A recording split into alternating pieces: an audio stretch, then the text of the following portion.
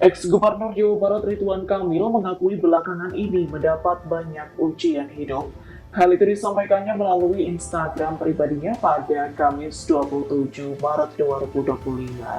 Ujian tersebut diantaranya yakni Ridwan Kamil gagal menjadi Gubernur Jawa Barat. Rumahnya di Bandung digeledah KPK hingga RK diisukan selingkuh.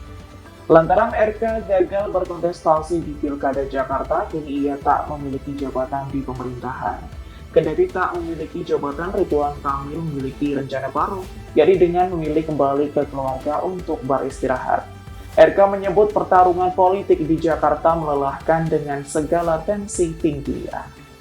Adapun ujian lain yang menghampiri RK ialah rumahnya di kawasan Jalan Gondong Kencana, Cimbolot, Kota Bandung digeledah KPK pada Senin 10 Maret. Download Tribun X sekarang, menghadirkan lokal menjadi Indonesia.